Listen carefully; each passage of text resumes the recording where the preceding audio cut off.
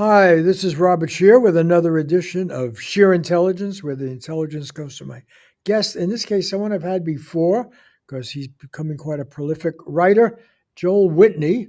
And he wrote a great book called Finks, and it was really about the corruption of pro Cold War intellectuals who, in the name of defeating communism, really formed a high level McCarthyism all their own, Congress on Cultural Freedom and all that.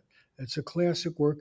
And this new book, just out last month, Flights Radicals on the Run, OR Books, which is a terrific book publishing company. And it does something incredibly ambitious. It provides, with these radicals flights, really the whitewashing of the whole Cold War period. And it was very convenient to that whitewashing to have, an obviously deformed, one could even argue evil in most respects, Soviet Union as the symbol of communism.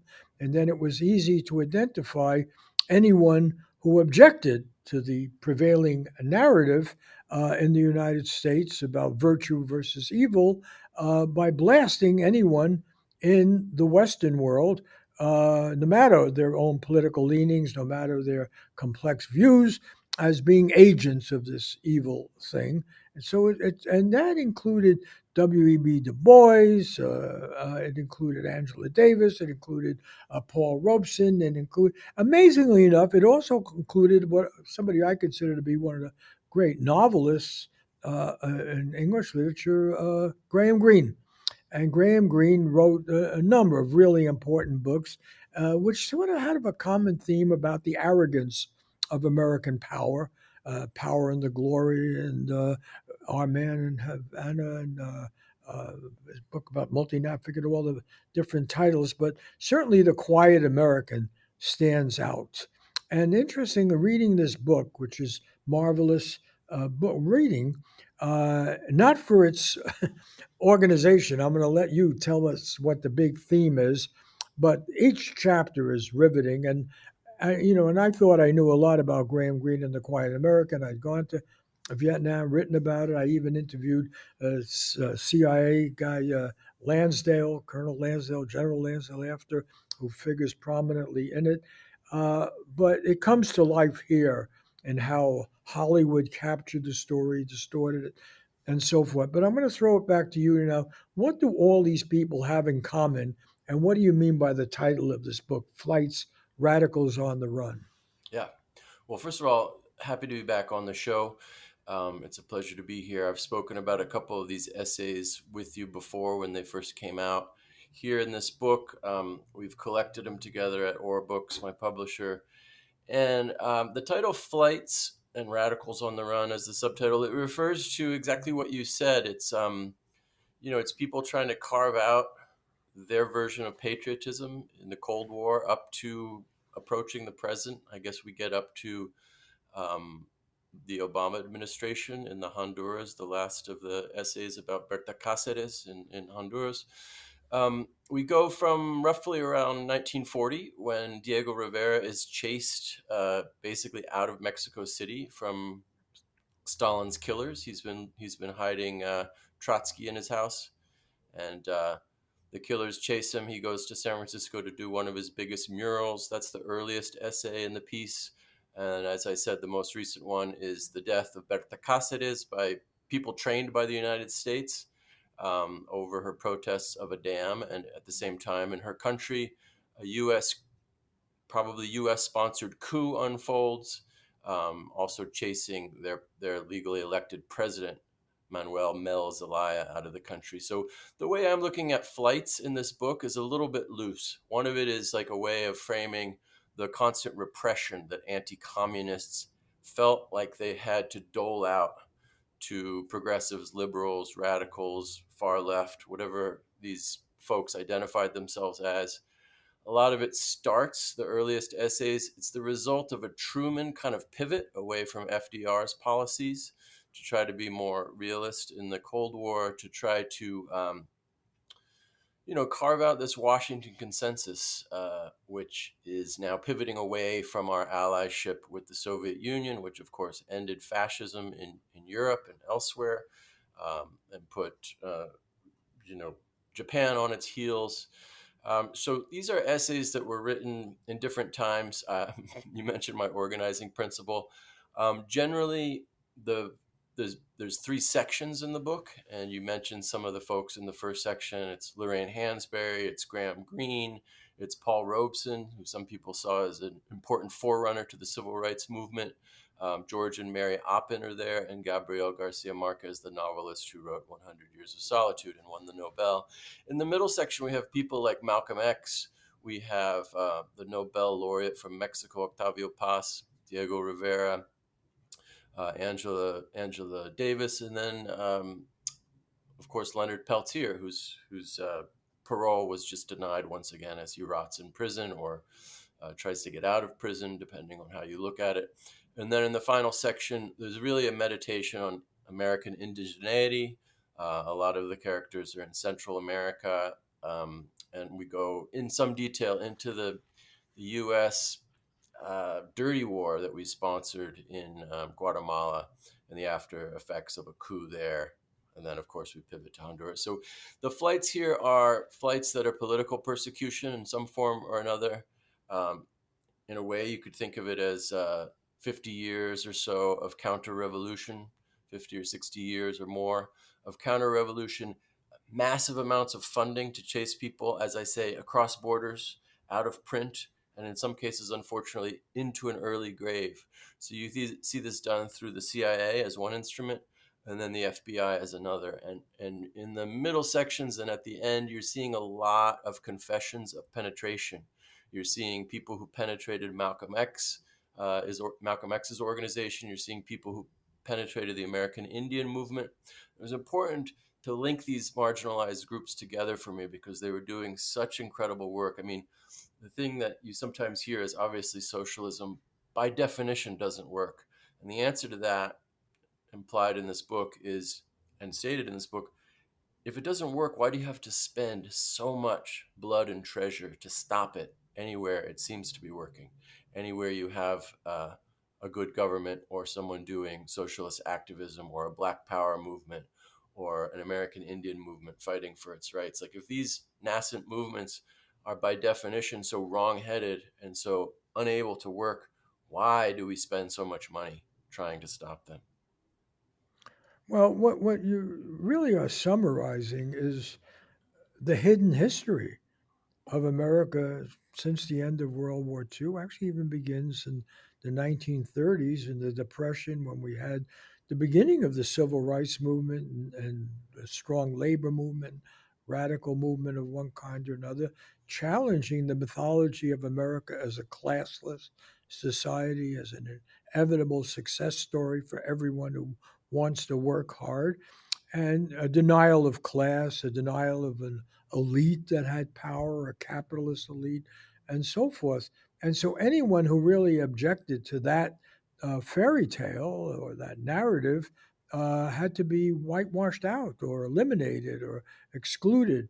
And, you know, the case of Paul Robeson, for instance, I mean, Paul Robeson was internationally famous as a singer, and he actually been a football player, an All American. He was one of the Black people in America who managed to rise above the assigned rank in American society, become an internationally famous model for behavior and concern for people all over the world.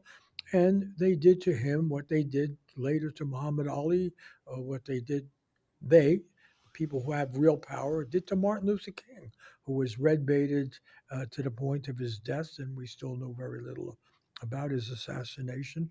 And throughout this is all an insistence on American exceptionalism. That everything we do is virtuous, and when it's not, it's an accident or a mistake, and it's quickly righted. Now, the value of your book coming out at this time is that it answers the question, really, of why Trump? How did Trump arise?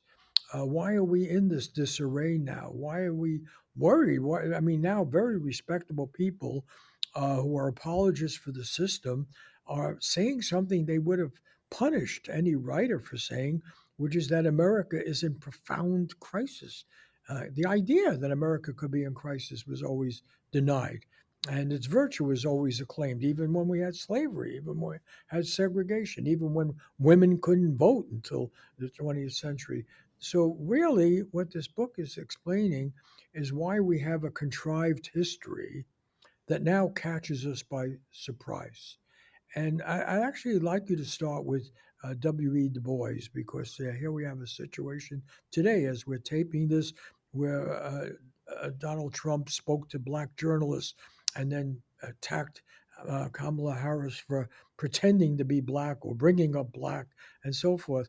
And the denial of the history of the distortion of America really begins, well, first of all, with indigenous people, but certainly in full-throated form, continuing on that with slavery, chattel slavery, and so forth. So why don't you deal first of all with that theme in the book and Raisin in Yeah, the Sun and so forth, which really goes back a long ways, and the red baiting of the person who would write that play. yeah, yeah. You're touching on an essay I do want to write.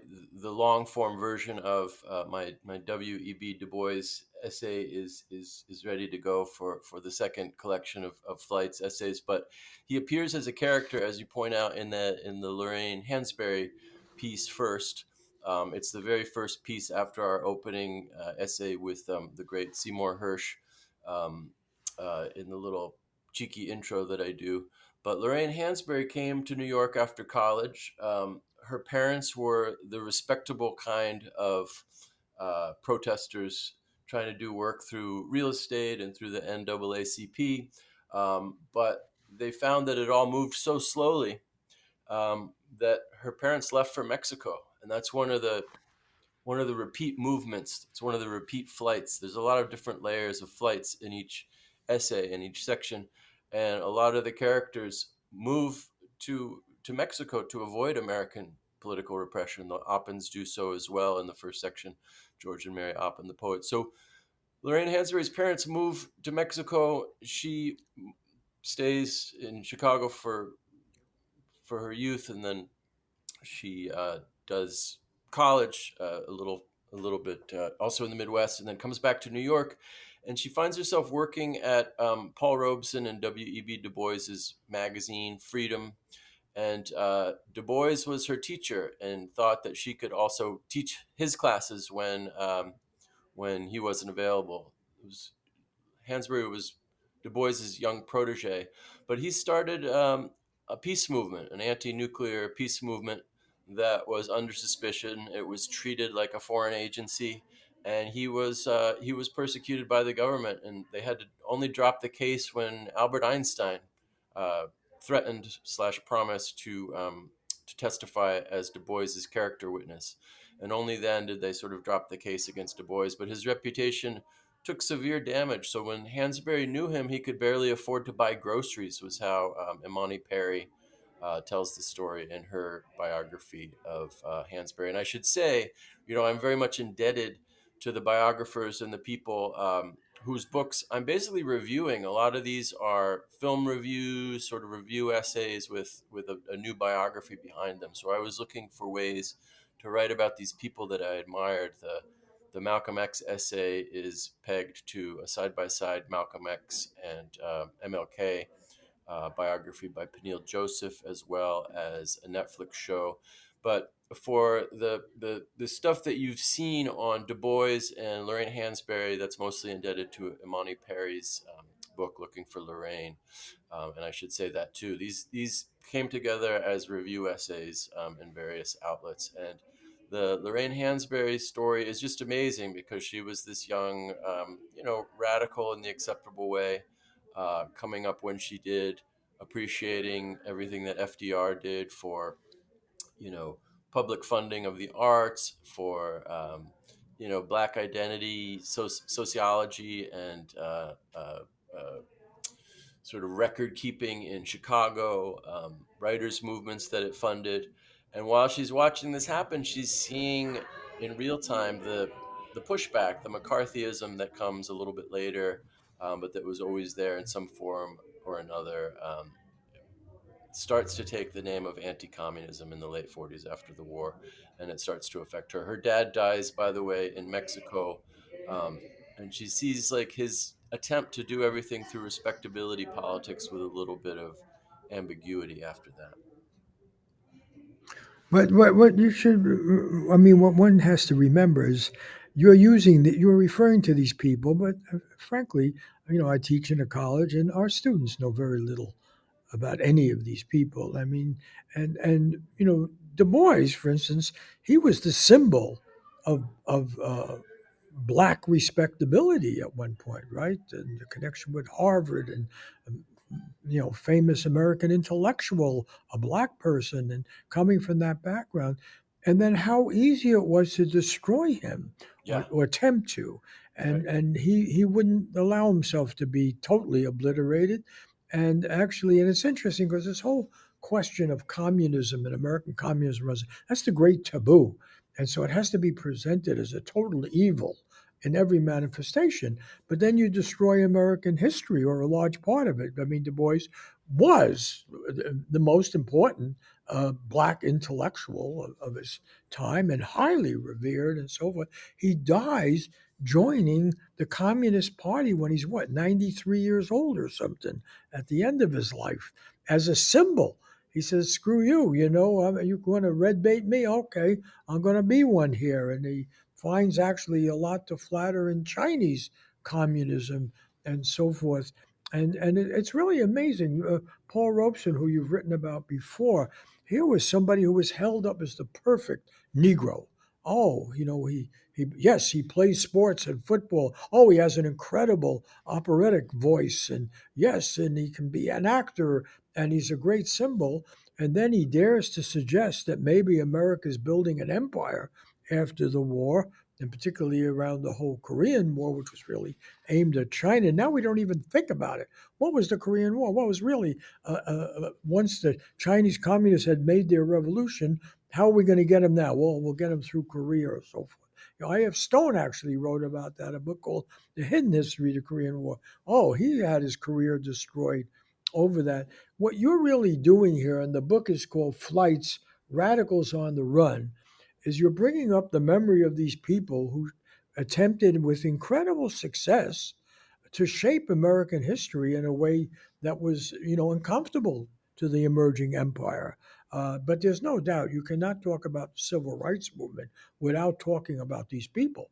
They were critically involved. So tell us a little bit more about that because they were drummed out of the movie. Oh, let me just, I did want to get to the question of Vietnam. There was a perfect example. We had to blast anyone in the world who objected to our ambitions. Because we weren't defending colonialism, we we're defending freedom. Yet we presided over the French attempt to return to Vietnam, where Ho Chi Minh had actually been an ally of the Americans, saving down pilots and everything, and had been anti Japanese in World War II. But nonetheless, the French wanted to rebuild their empire. We paid for it. I think Eisenhower said 80% of it, or almost all of it, we paid their return. And then you have this chapter that, even though I know so much about the subject, I'm not bragging, but I mean, I wrote about it. I interviewed Colonel then General Lansdale. I tried to be, but you really have the best account of it I've read anywhere. And the movie, The Quiet American. And I actually, until I read it in your current book, I really had overlooked this corruption by Hollywood, this fake news thing where they took this marvelous book, The Quiet American, with a deep understanding of an aspect. If you want to understand Donald Trump, read The Quiet American, let alone if you want to understand the liberal expansionists and so forth. And I never knew until I just read it in your book, really how Hollywood came to make this terrible movie that just totally distorted the meaning of the book. And at the end, Graham Greene, I think, walked out of the theater or denounced it, wouldn't have anything to do with it. And they turned the CIA guy, Pyle, into a hero and defended this whole madness that brought Vietnam into the American eyesight. And then when the French failed, instead of honoring the agreement and have an election, no, we're going to do what the French couldn't do, but we do it in the name not of colonialism, but of freedom and democracy. And we have Diem, and we end up killing him. Our CIA does. And nonetheless, so that tell us about that story. And it's kind of a theme that runs through your whole book, which, by the way, is not some slight work. It's, I think, 350 pages, and it's just incredibly detailed. It's well documented. It's a great learning exercise. I just want to make that clear. If Thank you. you've got some relative or child or friend who really doesn't understand what history, the Cold War history, which still plagues us, was all about, this is probably the best single book to read about it. And Wow. so, well, and I've read a lot of them, try to write a couple of them myself. So You did. I'm saying that with true respect. Thank you. But tell us about that chapter on, uh, because it's really the Vietnam story. Yeah, I mean, I think you touched on the first three essays after our visit with Seymour Hersh, and you have Lorraine Hansberry, you have Graham Greene's terrible experiences making his novel *The Quiet American* into a film, and then you have Paul Robeson. So those three sections have a lot in common. There's a lot of recurring kind of early anti-communist McCarthyite movements, but it's amazing to me what all of those folks saw, and then I'll go into Graham Greene particularly. They saw the lies of the so-called American century before many others did, and so they had to be dealt with. They had to be stopped or censored. In the case of Lorraine Hansberry's speech right before *Raisin in the Sun* came out, the CIA was presiding over a black cultural group, trying to make sure they stayed centrist. It didn't go too radical, and she had the keynote. Hansberry did, but they took it out of the booklet and it wasn't published again for 20 years. And of course, she died young. So the kinds of censorship of her or repression of her later involved the FBI following her from the moment she came back from a peace kind of conference in South America. But in the Graham Greene chapter, which you referred to, I'd heard this story, Bob, about how the Quiet American had elements of nonfiction in it. He wrote it as a novel, of course. He fictionalized the characters' names, and there's a CIA agent who's there doing exactly what you said, like trying to take over this colonial project from the French in the early 50s. I think Graham Greene was reporting for outlets like Life magazine and some other outlets in Europe from 52 or 51 onward. And so as the French efforts are heading towards their fatal blows at Dien Bien Phu, he's seeing all the failures and he's seeing the lies that are being told about it. So he tries to tell an honest account about how the CIA is there effectively to blame Ho Chi Minh and the North Vietnamese for things that they're not doing, for things that the anti-communist allies themselves are doing. So there's a big explosion in 1952 in a big Saigon square, and Graham Greene tried to write about it for Life magazine. They wouldn't let him. So his character in *The Quiet American* says, I talked about the little explosions that led up to the big explosions, but my account was altered in the editorial office, meaning that he knew he had to be censored to be over there. So he writes this up as a beautiful novel, a powerful novel, and it spent, I think, 16 weeks on the bestseller list, the New York Times bestseller list. So it's doing some work that our myth makers in the CIA don't want done, as you well know. And so there's a there's a CIA agent in Vietnam at that time. He'd come fairly recently from the Philippines, where he was getting the right stories told. His name is Edward Lansdale. He had like an Air Force cover, which means, he would have presented himself as an Air Force officer, but he was actually a CIA officer.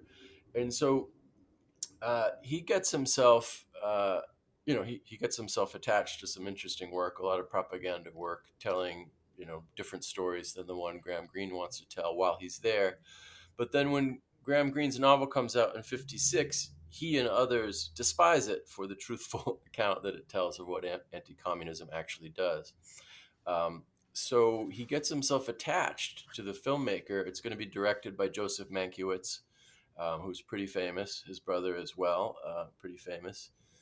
Subject of a recent film, The Brother Mank. Um, and so Edward Lansdale gets himself attached, and there's a scholar named Jonathan Nashel, rather, who did the scholarly book on this, which I draw on. Basically, there's letters between Edward Lansdale's office and Mankiewicz and other filmmakers, and they basically like look at this um, big explosion that killed innocent people in that Saigon Square in '52. And they decide that the whole movie has to be rewritten to make it look like the communists actually did that, even though the American ally in real life did it. So this is the climax of both the novel and the film, but they're just reversing it and they're saying things like, well, let's say that the communists did it, but they blamed it on our ally. That would have been easy enough for them to do.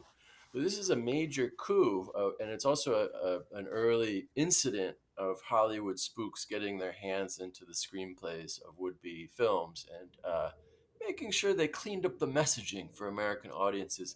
And in the end, I'm being a little cheeky and sarcastic here. In the end, what the effect of that is the Americans have to wait about a decade or a little bit more to actually understand what carnage, what incredible cynical violence the anti-communist Americans are overseeing in Vietnam as they're taking it over from the French. And so just like, Paul Robeson was an early kind of an early warning voice about what lynching was doing, sometimes as a response to Brown versus Board of Education, the desegregation of schools, the early civil rights impulses that are happening. Robeson sees that early, and so in the late '40s and early '50s, his voice is censored or persecuted or curtailed. He's basically de facto blacklisted. With Graham Greene, maybe it wasn't as total. It was this one book that had to be rewritten as it was made into a movie. And he usually loved to see his books turned into movies, but in this case, he predicted that. First of all, it sickened him. He called it a travesty. He insulted it many times, but he also predicted, I think, aptly, that his book in the long run would do better than the movie version would do. So that chapter goes into some detail over how this all unfolded. Um, some people have praised that as their favorite of the essays here, and it sounds like it touched a nerve with you, and I appreciate you reading it. Well, it's about the creation of fake news, and we're now, again, even though Russia's now run by a person who rejected communism and who favors a rapacious capitalism. Nonetheless, we have to have these convenient enemies, and it all ends up cleansing the image of American imperialism, dare I say it, which is a reality. It's a military expansion that has enormous, the biggest empire that's ever existed, the most powerful. And one could argue, as Martin Luther King did, he asked the question a year before he was killed, how did, that he condemned, my country is the greatest purveyor of violence in the world today. And that was the end of Martin Luther King. But the interesting thing in terms of this whitewashing, it's what we can't understand about our history, our country, and our place in the world right now. Because right now, and it's sometimes it's complex, it's confusing, it's contradictory, but there's no doubt there's a worldwide revolt against this image of America as the virtuous leader in every area. So the dollar has to be sacred. No, a lot of people around the world say, wait a minute, that gives you a special advantage. And oh, you can drop 2,000-pound American bombs on Gaza. Oh no, that's not virtuous. Just because they're American made and given to Israel, no, it's not virtuous. It wipes out, by definition, the power of that bomb wipes out whole areas of civilians and so forth. Of course, even the dropping of the atomic bombs in Hiroshima and Nagasaki, not shown the damage in the movie Oppenheimer, but nonetheless, it's a reminder we are the only country. We developed the weapon and this inhuman weapon that could end all life on the planet. We're the only ones to use it. And we're now actually involved in the NATO expansion in Europe, again, virtuous in every respect by our definition, and that could blow up and end life on the planet. And so you have a situation now. I'm going to try to wrap this up, but reading your book, I was thinking about it. When I grew up as a kid during this Cold War and then witnessed it as a journalist and everything, there were some good guys in out there in the third world. Now, so supposed to China, there was supposed to be India. Well, now India is connected with China in this BRICS alliance, and no, you can't tell us what to do. So India, right now, which has moved to a right-wing government, nonetheless, is also buying the major oil from Russia and violating or undermining our whole notion of virtue in foreign policy, which they're not supposed to do. Well, they're doing it, and so is Brazil and or other trade and so forth. And we actually see a world that is mystifying most Americans. Why don't they love us? Why don't they accept our leadership? I mean, it's actually confusing Democrats as much as Republicans, or maybe even more so if we compare Biden to Trump in this respect. In fact, Trump is red baited as somebody who's a Putin person. So I'm going to leave it to you to sort of wrap this up. But I just want to get across to people listening to this. This is a book about history. I know we are raised to not take history as an instructive mechanism, the study of history, but the fact is it couldn't be more timely. That's why I wanted to do this podcast. It just seems to me a necessary text for study, and maybe say something about the writing style. It's not a polemic. No. It's what is it? Uh, what's the word you would just what is the style of yours? I mean, I Because would say it's these are inquisitive essays. They're kind of readable, non-specialized biographies, selecting out certain details where I'm trying to find sometimes maybe an intimate detail so you can see what this felt like. So these are emotive essays. These are essays with a lot of, I hope, feeling in them, feeling for all the characters. I don't try to make them into saints. A lot of these characters make terrible mistakes, but what I'm showing is the full effect of an empire coming upon them just because they said something in a way to exercise their freedom of thought. And that's another kind of flights that I'm obsessed with in the book, flights of imagination, flights of freedom, that are almost twinned with these flights of persecution. And the flight of persecution leads to these flights of imaginative freedom. But also you touched on this too, like the size and power of the American empire or imperial project or whatever you want to call it. Like American foreign policy, it's very perplexing, Bob, when you think about our foreign policy approach actually started with the natives of our own country. That was the first foreign policy. They were the foreigners, even though they lived here before us. That's how perverse our foreign policy is.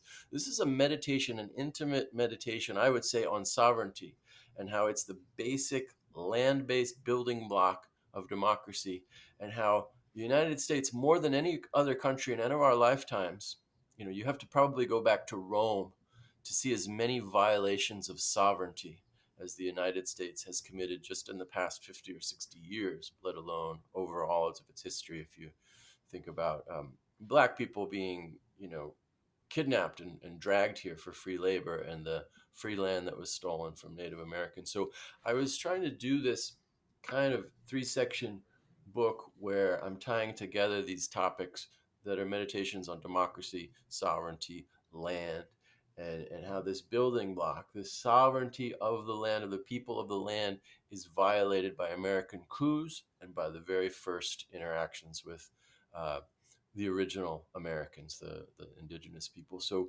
nobody has done more to just cross these borders, to overturn democracies of one form or another, whether it's Vietnam, whether it's our own individual sort of left wingers here in the United States, whether it's the American Indian movement, which I look at, whether it's the FBI counterintelligence program or the New York police penetrating Malcolm X's movement.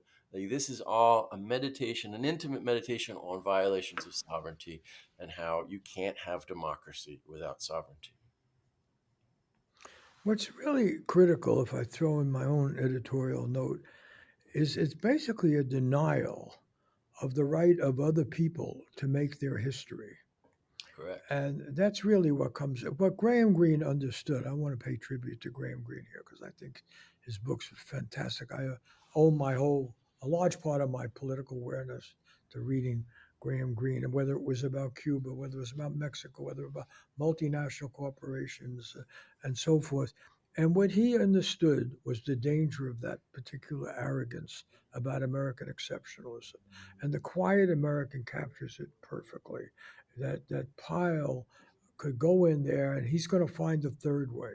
He's going to find a way that you can have a colonialism that people will like, or at least we can sell it on them and so forth.